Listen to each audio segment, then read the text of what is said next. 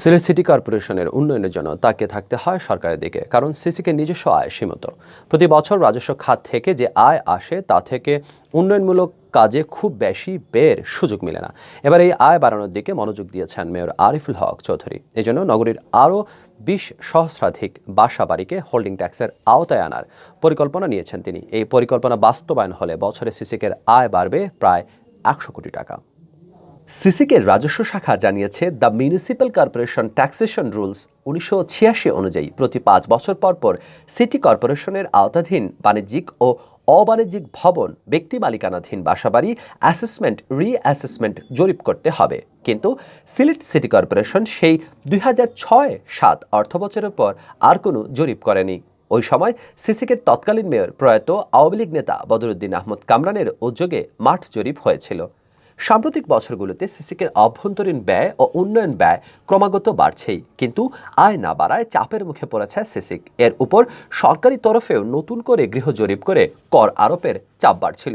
এরই প্রেক্ষিতে 2019 সালে বাসাবাড়ির জরিপ কাজ শুরু করে সিসিক। প্রায় 1.5 বছর সময় নিয়ে এ কাজ সম্পন্ন করা হয়েছে। মেয়র আরিফুল হক চৌধুরী জানান, নিয়ম হচ্ছে 5 বছর পর পর গৃহ জরিপ হবে।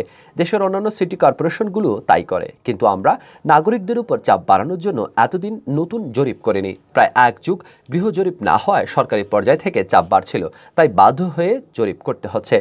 সিটি কর্পোরেশন সূত্র জানায়, নতুন জরিপ অনুযায়ী সিলেট সিটি কর্পোরেশন এলাকায় বাসাবাড়ির সংখ্যা 75,430টি, আর 2006-07 অর্থবছরের জরিপে বাসাবাড়ির সংখ্যা ছিল 54,800টি।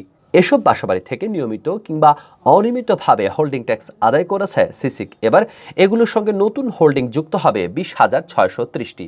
এই নতুন হোল্ডিং থেকে গৃহায়ন ও গণপূর্ত মন্ত্রণালয়ের 2011 সালের প্রজ্ঞাপন অনুসারে আদর্শ কর তফসিলি গৃহকর 7%, কনজারভেন্সি 7%, আলো ও পানি কর 3% এবং স্বাস্থ্য কর 8% হারে মোট 28% কর দেওয়ার কথা।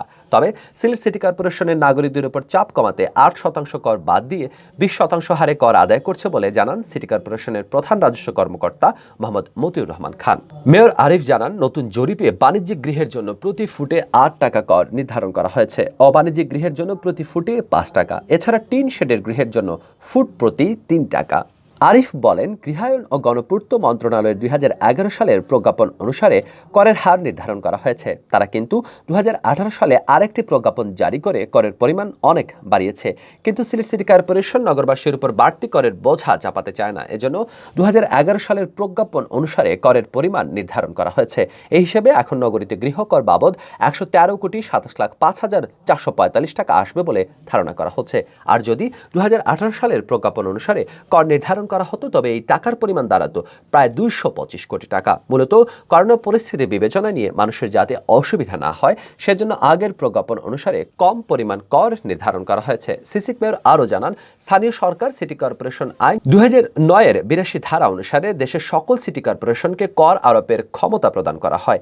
রাজস্ব আদায়ের মাধ্যমে সিটি কর্পোরেশনের উন্নয়ন কাজ বাস্তবায়ন এবং কর্মকর্তা ও কর্মচারীদের বেতন ভাতা প্রদান করা হয়। এদিকে নতুন গৃহকর আরোপের বিষয়ে মতামত নিতে সিলেটে ব্যবসায়ী নেতৃবৃন্দ, নাগরিক সমাজের প্রতিনিধিগণ, সাংবাদিক বৃন্দের সাথে ধারাবাহিকভাবে মতবিনিময় সভা করেছে সিসিক। কেউ কেউ এখন কর আরোপ না করতে আহ্বান জানাচ্ছেন। সভা থেকে প্রাপ্ত মতামতগুলো লিপিবদ্ধ করা হচ্ছে। পরবর্তীতে এসব মতামত পর্যালোচনা করা হবে বলে জানিয়েছেন মেয়র আরিফ। মেয়র বলেন, সবার মতামত আমরা নিচ্ছি, আমরা কিছু চাপিয়ে দিচ্ছি না, আইন অনুসারে সব করছি। পরের ধাপে আমরা সিসিকের প্রতিটি ওয়ার্ডে ওয়ার্ডে মতামত নেব।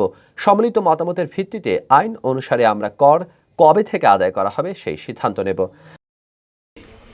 বর্তমানে 54,800 হোল্ডিং হতে 13,94,19,600 টাকা বার্ষিক দাবি অনুযায়ী কর আদায় করা হয়েছে। প্রদান করলেও নাগরিকবৃন্দের অসুবিধার কথা বিবেচনা করে তাদের উপর করের বোঝা চাপিয়ে না দেওয়ার জন্য 2011 সালের পরিপত্র অনুসরণ করা হয়।